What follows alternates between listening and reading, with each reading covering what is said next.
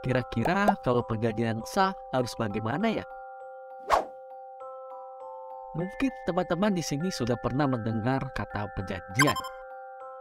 Contoh sederhananya saja, biasanya kamu dan temanmu berjanji untuk bermain basket jam 5 sore.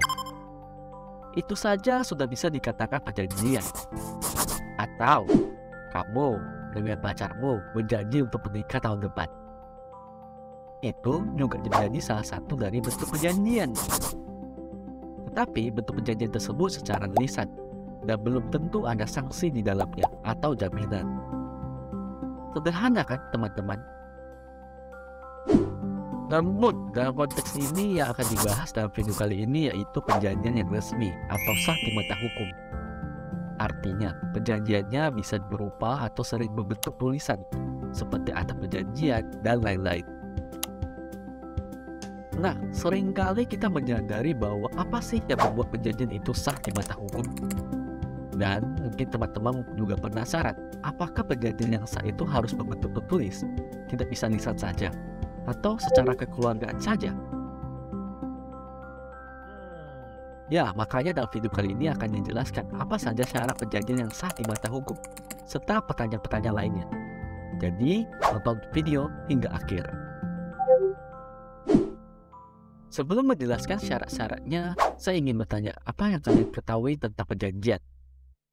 Dilakukan oleh dua orang, berbentuk lisan dan tertulis, akta perjanjian, ada jaminan? Ya, hampir semuanya benar.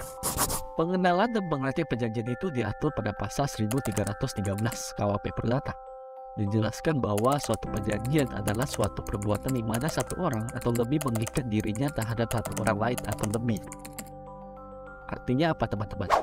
Artinya perjanjian itu akan terjadi jika ada dua orang atau lebih yang saling terikat.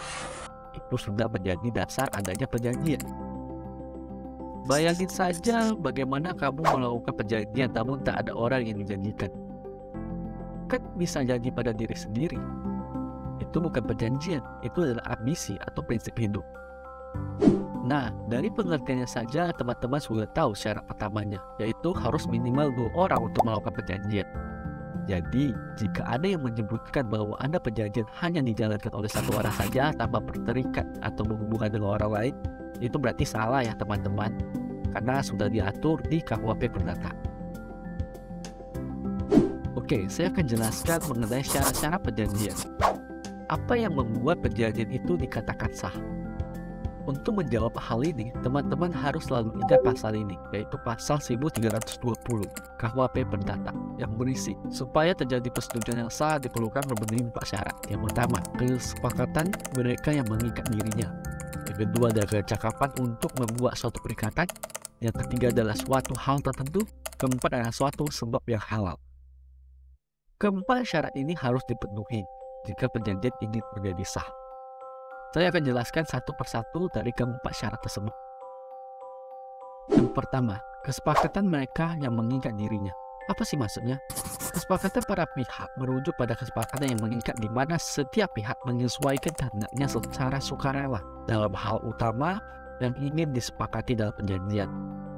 Dalam konteks ini juga penting bagi setiap pihak untuk memiliki kebebasan untuk membuat kesepakatan tersebut, baik secara terang-terangan maupun secara diam-diaman. Kebebasan dalam hal ini berarti terhindar dari unsur paksaan, penipuan, dan kesalahan. Apabila adanya unsur kejelasan, paksaan, atau penipuan, hal ini berarti melanggar syarat perjanjian. Ketentuan tersebut sebagaimana diatur pada pasal 1321 KUHP Perdata menerapkan bahwa tiada suatu persetujuan pun mempunyai kekuatan jika diberikan karena kekhilafan dan diperoleh karena paksaan atau tipuan. Bahasa sederhananya gini, jika seseorang ingin membuat perjanjian dengan orang lain maupun secara terbuka atau tertutup, itu harus karena kemauannya sendiri, bukan karena ada paksaan dari orang lain. Jika ada unsur paksaan atau sebagainya, maka akan melanggar syarat sah perjanjian sesuai dengan pasal 1321 KUHP Perdata.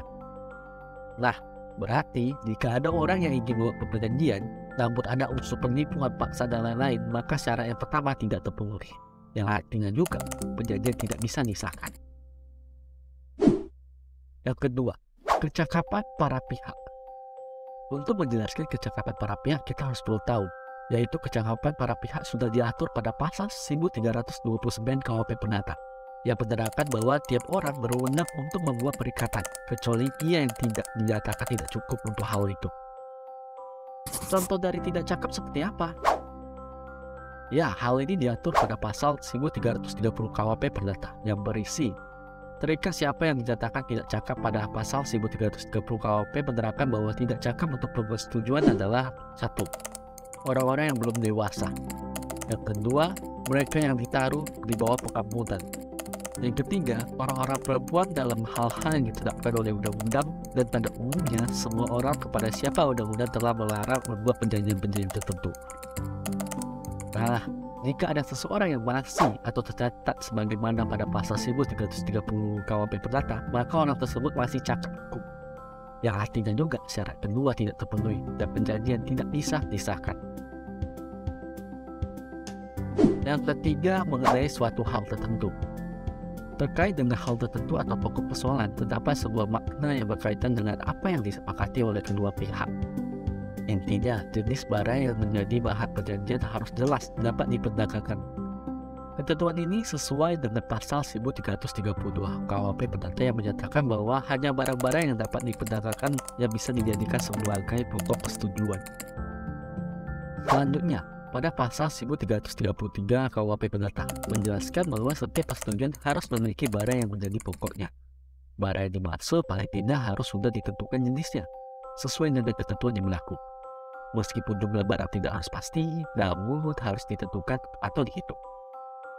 Kesimpulannya, dalam sebuah perjanjian terdapat kesepakatan mengenai barang yang akan dijadikan objek transaksi. Barang tersebut harus diperdagangkan dan disepakati oleh kedua pihak. Penentuan jenis barang ini memperhatikan ketentuan yang berlaku untuk memastikan bahwa transaksi yang dilakukan sah secara hukum.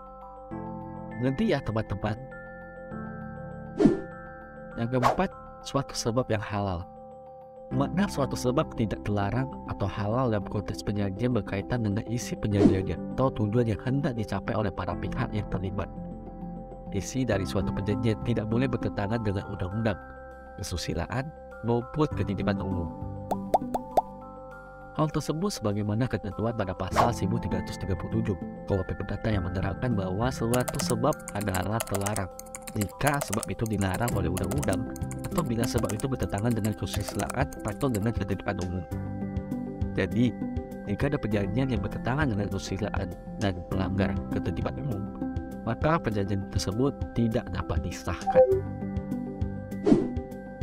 Nah, begitulah penjelasan mengenai 4 syarat sah perjanjian. Dan satu lagi, bahwa yang pertama, kesepakatan mereka mengikat pada dirinya. Yang kedua, kecakapan untuk membuat suatu perikatan menjadi syarat yang subjektif. Dan yang ketiga, suatu hal tertentu. Keempat, suatu sebab yang halal itu menjadi syarat yang objektif. Mengapa? Syarat subjektif karena menyangkut pihak-pihak yang mengadakan perjanjian, orang-orang yang terlibat. Sedangkan secara objektif karena menyangkut objek perjanjian. Objek perjanjiannya seperti benda atau barang yang ingin membuat perjanjian. Lalu bagaimana jika perjanjian agar dapat sah? Sederhana, kalian harus memenuhi keempat syarat tersebut.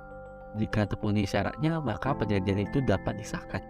Walaupun sebenarnya ada perjanjian yang dapat dibatalkan atas karena kemauan atau kehendak si pihak dan karena demi hukum. Namun hal tersebut akan kemungkinan terjadi jika perjanjian tersebut sudah disahkan.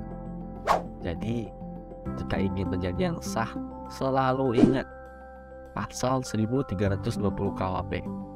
Apapun konteksnya, mau perjanjian dagang, perjanjian tanah, perjanjian bisnis, dan perjanjian lainnya, harus memenuhi syarat yang diatur pada pasal 1320 KUHP.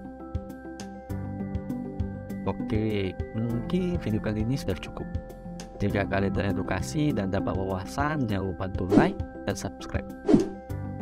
Terima kasih.